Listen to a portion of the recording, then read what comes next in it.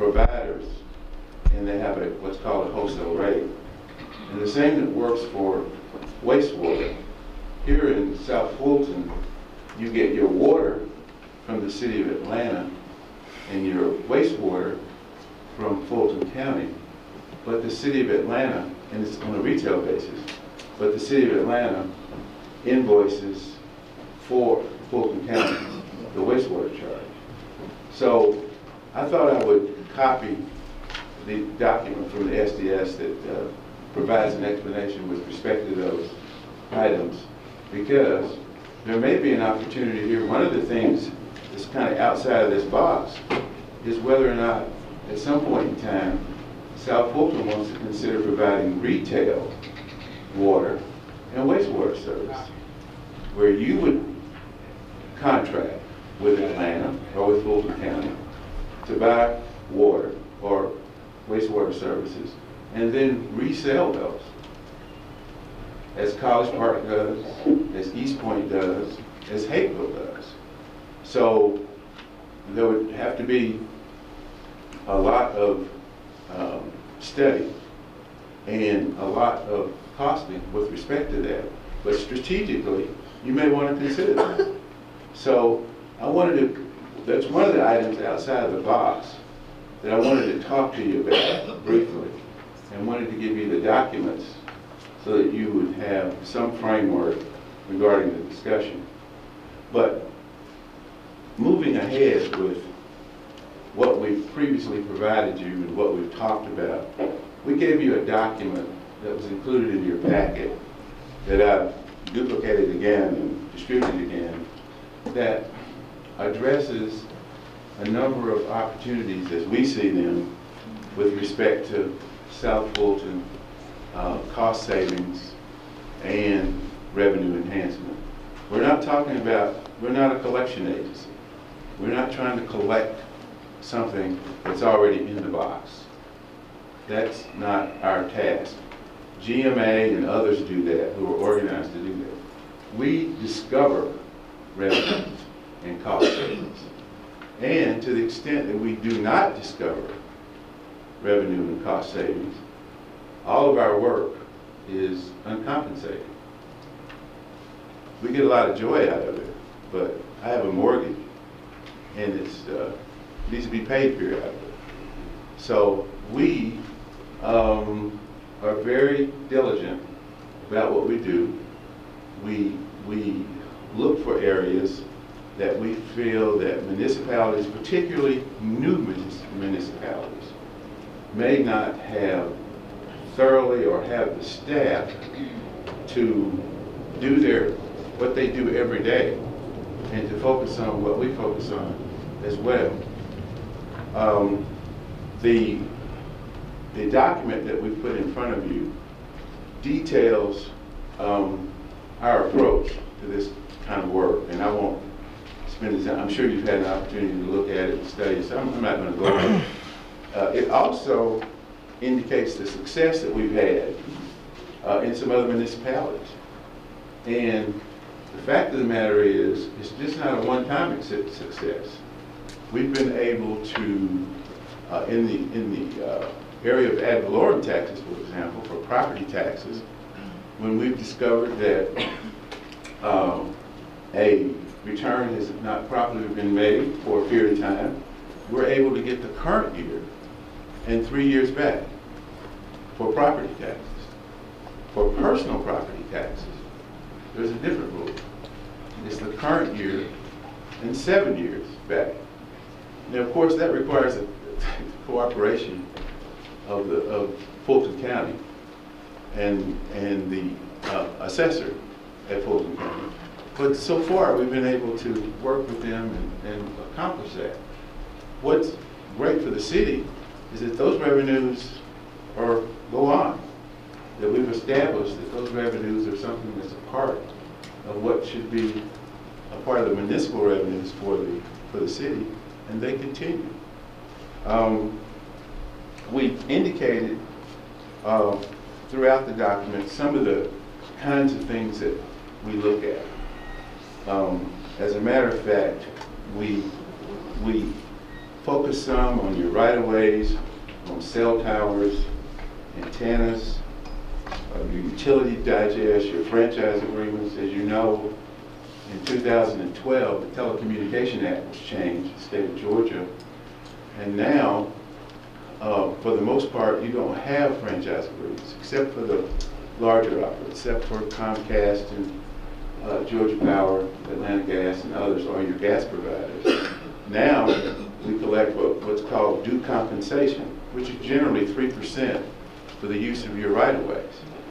Now, if the telecommunications company does not have any connections on their fiber that's been put in your right-of-way, then they are responsible for paying you $5,000 a mile annually in urban areas for use of your right-of-way.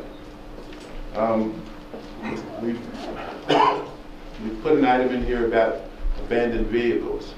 The chief of the police could tell you a little bit more about that.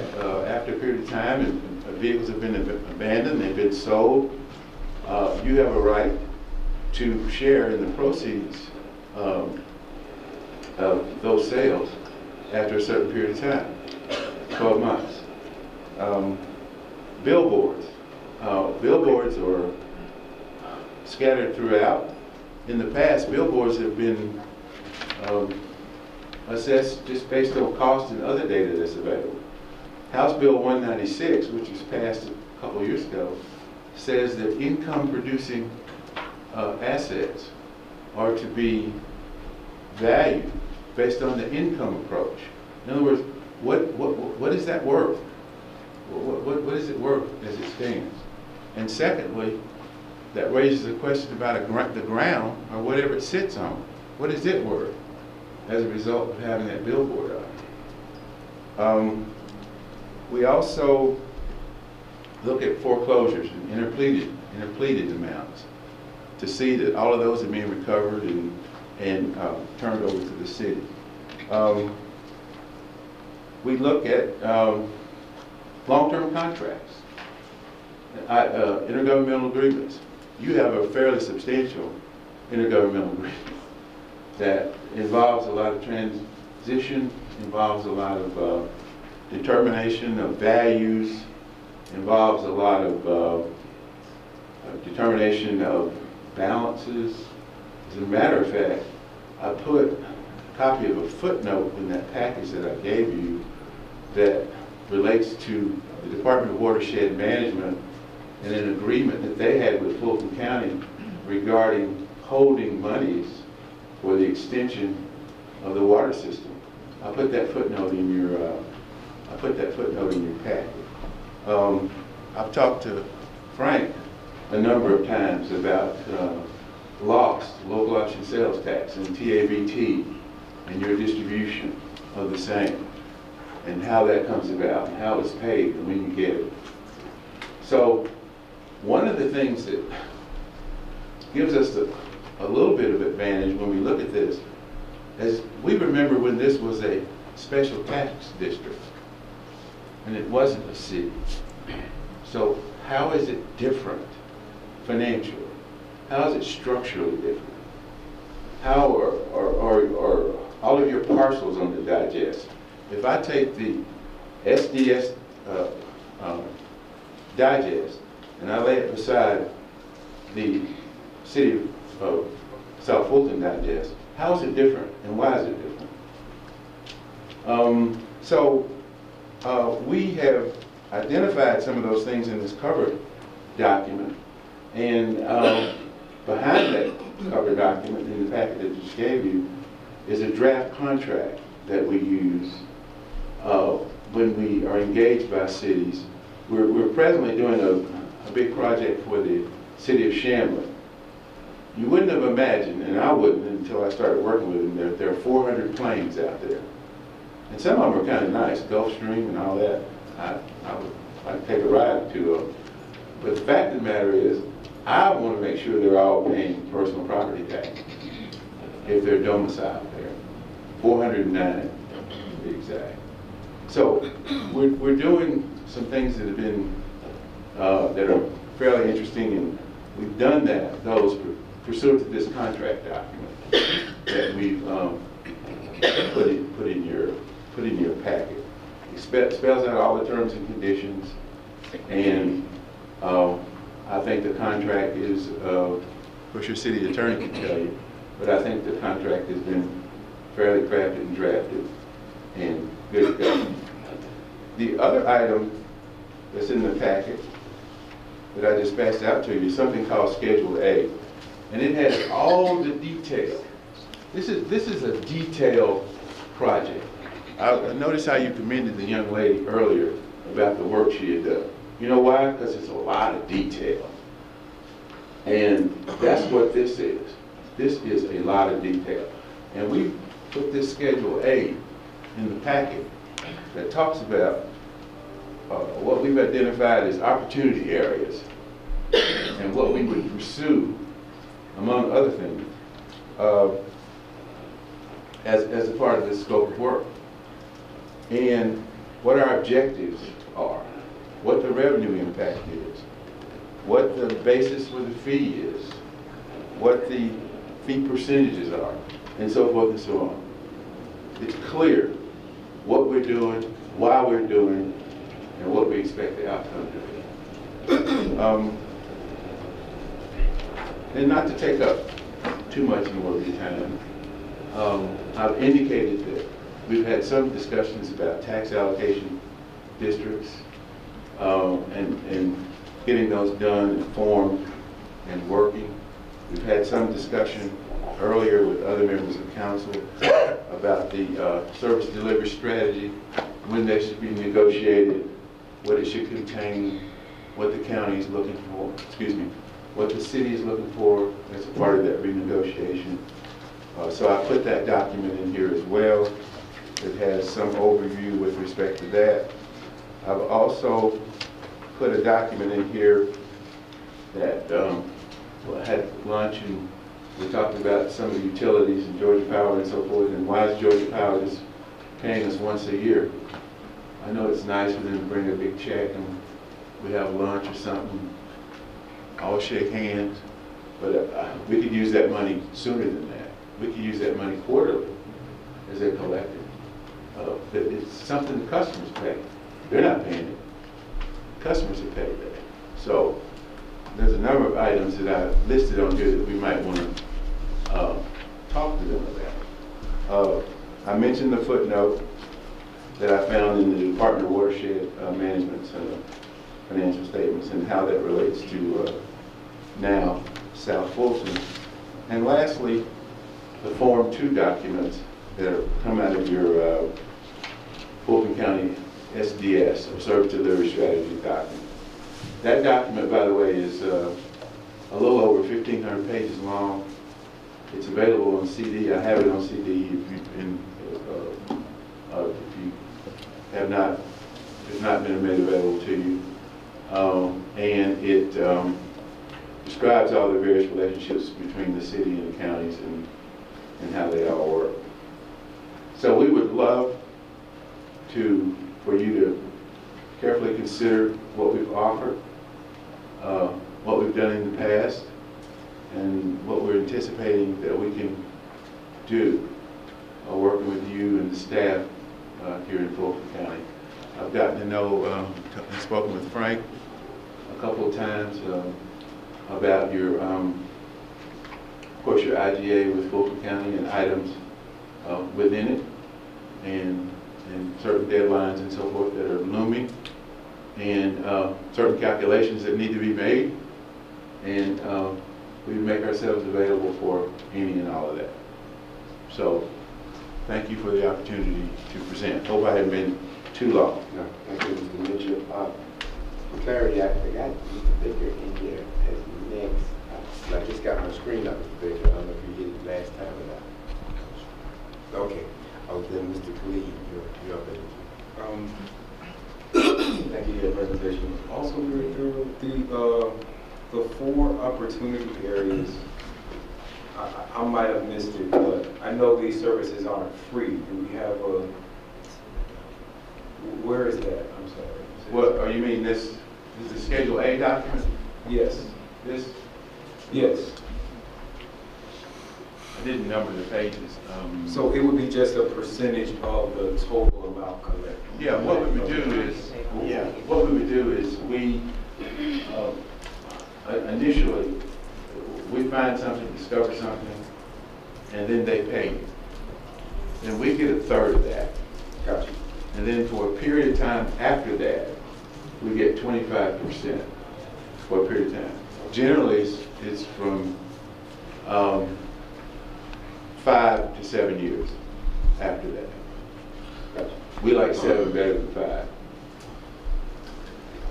Thank you. But we've also included a calculation in the document that suggests after a period of time how the percentage, as a matter of fact, goes down dramatically over the 7-year horizon. It actually goes down to over a 7-year horizon. It's 23%, and over a 14-year, 7-year horizon, it's 23%. Over 20-year horizon is 14%. What page is that? I'm sorry. That's on page, that's on unnumbered page number 1, 2, 3, 4. Page 4 from the top. Got it. I see. Got it? Thank you. Mm-hmm. Thank you for that. Okay, we're going to recognize Councilwoman Rod, then Councilwoman Hilliard, and Mayor Pro Tem. This question, the first one is for the city manager. In instances in which we would consider entertain a contract like this, being that it's Fincher in Denmark, who reviews the contracts so that there's no conflict in terms of drafting a contract that we're then executing? I would recommend using a third-party vendor. You know, City College Park, actually. Hold on, Steve. Let him answer. Finish? Yeah. So what I would recommend is a third-party vendor, a different law firm that just come in and review that will be selected from us in the same way when we've done additional HR work and we needed a vendor or whatnot. I think there are a variety of different ways you would do it, but that would be the way that I would be most comfortable. Yeah, the City College Park actually did hire another vendor to review the contract. Okay. And then in this document, it really speaks to what seems like a longer period. They talk about calculating a fee percentage of 28% for a 7-year horizon, 23 for 10 years, and 14 for a 20 year. Unless is it something else? That's what I'm reading. So what we're proposing is that we be paid 25% for 7 years. At the end of 7 years, we're done. So The only disregard part you're seeing there is if you look at it on a longer horizon, because if most of everything we find is going to continue for most of our lifetimes. So if you look at it over a 20-year period, the total cost is that 14% number. But our fee stops at year 7. Gotcha. And then last thing, you talked about personal property. You look at the current year plus 7 years prior, is that correct? That's correct. So if you started engagement and you focused on personal property, you went back 7 years and collect money, would it be the retro period and 7 year forward, or are we just looking at one 7-year period? Well, actually, we can only go back as far as South Fulton has existed because we're collecting your millage. Okay. And if you didn't, then we can only start when your millage started. Okay. Got it. I don't have any additional questions. Okay, Ms. Hilliard. Hi. Hi, Mr. Gilliard. How are you? Fine, how are you? Good. I would like to see something a little more realistic, and I'm not sure if entering the possibility of a contract would be based on something like this. But I would like to see for the company to take a look at our financials to say, well, here are some, and maybe you've done that already, okay, I don't know. Here are some of the areas that you currently have where I see that there are opportunities, particularly since you're fairly new at this, and and there's some things that older cities have that you might want to, you know, move in that direction, so that it would be a little bit more realistic. You know, this document would be a little more tangible, if you will. Something. Okay, Mr. Baker, No. Go ahead. Yes, and that's a great point. And the way our relationship is set up with you is we have a master contract that sets out the terms and conditions of our relationship and how we get paid. And then before we do anything, we tender a task order. And the task order specifically identifies what it is we're going to go look for. Exactly. And then y'all decide at that point whether that's something you want us to do or not. So if we identify something internal that we think should be chased, we'll send you a task order. If you want us to chase it, we will. If you don't, that's fine. I think also, Ms. Gilliard, if I might add, just very quickly, the city's already engaged some firm on a fee basis to look at some of these other municipal revenue areas. Oh, really? Yes, ma'am. I thought, like a GMA. IDS. Yeah, IDS. You've already engaged a firm that actually looks at occupation taxes, hotel, motel, your excise tax. Those are the things that are in here. I see. These other things I see. we're talking about are enhancements. That's why we use the word enhancement. Okay. Yes, ma'am. Did that answer your question? Okay. Mayor Pro Tem. I'm sorry. Councilwoman asking my question. She asked my question. It's about the retro 3 to 7 years. Okay. And Okay. Okay. Are you finished, Mr. Baker? Yes, sir. Okay, I have a couple of deals. Just for clarification on terms. The youth term recovery, and you also use the term non-collecting.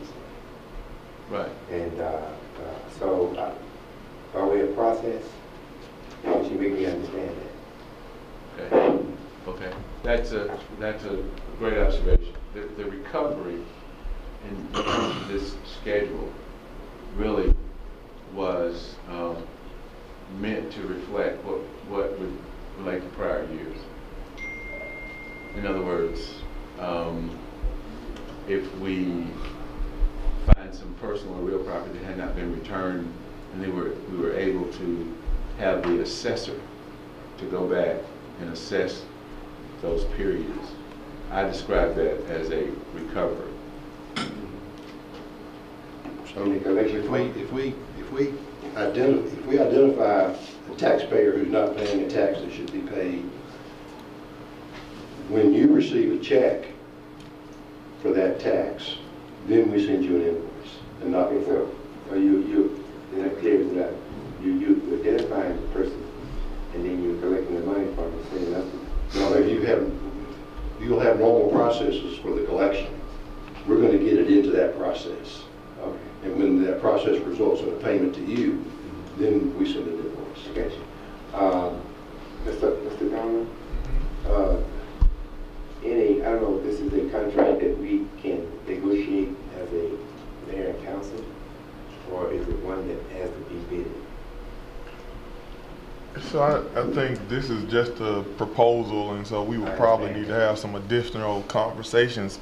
Some of these services, you'd also remember you've asked for some lobbying services, and some of these things, based on what we'll be bringing forth to you tonight, you would actually get as a part of your lobbying activity. So when it comes to the coordination and negotiation of things like franchise fees, which of course are limited now, but other intergovernment agreements and those reviews and things of that nature, they would be a part of that agreement. And so I think we'd be speaking way too early in figuring out the nuts and bolts until we figure out what services we actually need. And I just, that's why I just wanted to think about it. I didn't know. And professional services, though, I think based on how you write your resolutions and ordinances, if you wrote one specific for this, then you might just say, hey, bring us back X, similar to what you did with the, or potentially would be doing with the resolution for a lobbyist, or other ordinances where you direct on how to go. And so I think that's up to the will of the council if you would like. I've seen them procured most times, but I've also seen other cities decide that, hey, we want you to enter in this way, and then they write legislation or some type of document to be able to give us the direction. My last question is, you talked about being inside the box, and RDS would be one of those that we contract now. So that being inside the box means that you would not need any contract that's already existing. Exactly. Exactly. Yes, sir. Well, that's good. Thank you very much. Any further? Oh. Okay. I'm very intrigued about this arrangement with the City of Atlanta Watershed Management. And based on what you said, that we couldn't go back prior to the time of incorporation, this seems like this would be an area. So would it in fact be the county that would be potentially the client, because it speaks about the relationship between the City of Atlanta and Fulton County? Well, it actually depends on what your intergovernmental agreement says with respect to those kinds of arrangements. To the extent that the intergovernmental agreement did not speak to it, then we would bring it to their attention and say that those funds were intended under the SDS, when you were a separate tax district, to be used for infrastructure, and they should still be used for infrastructure, particularly if they were restricted funds. Right. I think this is a huge opportunity, being that we have so many areas in our city that are on septic and should clearly be on sewer. That this may be a huge opportunity, that even if we can't do it because of our incorporation period, to partner with the county if it's some money that's on the table, to make sure we get this investment in our city. So I think it's something that we should at least entertain. Okay, any other comments? Thank you, gentlemen, very much. We appreciate it. Well, thank you for the opportunity. Nice seeing some of you. Is it okay if I take my box? Yes. Sure you can, unless you want to leave. Nothing in it, but yeah. Yes, you can. Got it.